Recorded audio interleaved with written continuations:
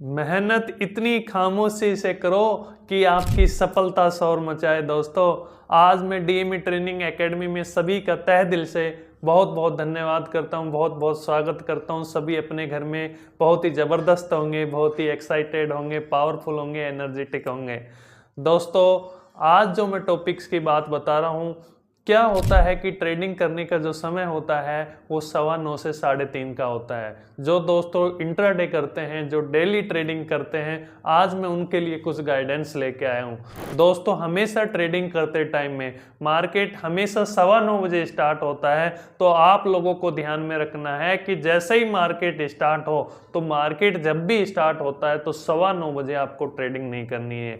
आपको मार्केट को सेटल होने देना है। मार्केट को सेटल होने के बाद में आप 9:30 बजे के आसपास या 9:45 के आसपास हमेशा एंट्री बनाएंगे। मार्केट में हमेशा जब सेटल मार्केट हो जाए उसके बाद में ही आपको एंट्री बनानी है। उसके बाद में एसएल लगाना है और उसके बाद में टारगेट लगाना है। एसएल और टारगेट के बीच में कोई छेड़खानी नहीं होनी चाहिए। जैसे ही आपने एंट्री की उसके बाद में आपका लैपटॉप क्लोज हो जाना चाहिए, क्योंकि जैसे जैसे अपन बार बार देखते हैं अपना क्या होता है कि प्रॉफिट जैसे ही आता है मार्केट में, जैसे ही थोड़ा सा प्रॉफिट आया और अपन जैसे ही प्रॉफिट थोड़ा सा आया निकल के बाहर हो जाते हैं, लेकिन लॉस बहुत ज्यादा चलता रहता है। आप लोगों को ध्यान में रखना है, जैसे ही आपने एसएल लगा लिया, जैसे ही टारगेट लगा लिया, एसएल लगाना कंपलसरी है। एसएल का मतलब होता है स्टॉप लॉस, और स्टॉप लॉस जिस प्रकार से आप बाइक चलाते हो और जिस प्रकार से आपको हेलमेट लगाते हो, हेलमेट जैसे काम करता है वैसे ही आपका काम स्टॉप लॉस करता है। दोस्तों, बिना स्टॉप लॉस ट्रेडिंग नहीं करनी है, तो स्टॉप लॉस लगाना बहुत कंपलसरी है। स्टॉप लॉस लगाइए और उसके बाद में ट्रेलिंग करना है। स्टॉप लॉस को बढ़ाना है तो नीचे की साइड स्टॉप लॉस को नहीं बढ़ाएंगे, लॉस में और नहीं बढ़ाएंगे, हमेशा प्रॉफिट की ओर लेके चलेंगे। जैसे सपोज मान लीजिए कि आपने कोई भी ट्रेड 100 रुपए की ली और 98 रुपए का एसएल लगाया, उसके बाद में वो ट्रेड 105 पे चली गई, तो अब आपका पहला फर्ज है कि उस ट्रेड को, उस एसएल को उठा के 100 पे लगा देंगे, क्योंकि अपना लॉस हो गया, लॉस होना बच गया। अब उसके बाद में जैसे जैसे मार्केट ऊपर जाता रहेगा अपन एसएल को भी ऊपर ले जाते रहेंगे।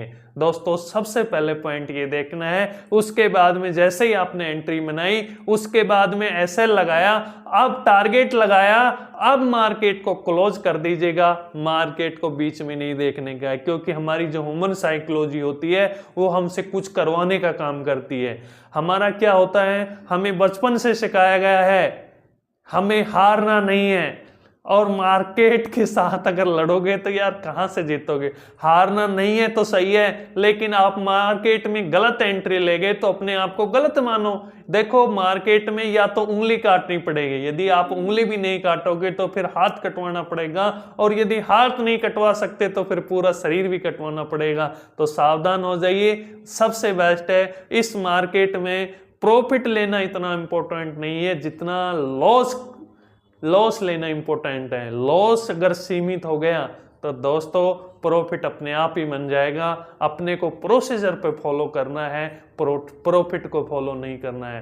प्रोसीजर अपना शानदार होना चाहिए, प्रॉफिट अपने आप ही बन जाएगा। प्रॉफिट बायो प्रोडक्ट होना चाहिए, सबसे पहले प्रोसीजर होना चाहिए। आपके नियम और रूल और रेगुलेशंस क्या हैं ट्रेडिंग के, वो इंपॉर्टेंट है। यदि आपके रूल और रेगुलेशन के अकॉर्डिंग आपकी ट्रेडिंग सेट हो रही है तो ही आपको ट्रेडिंग करनी है, अदरवाइज नहीं करनी है। तो दोस्तों, मेरी इन बातों का ध्यान रखना है। डीएमई ट्रेनिंग एकेडमी में मैं अशोक कुमार सभी का तहे दिल से बहुत बहुत धन्यवाद करता हूं। Thank you so much.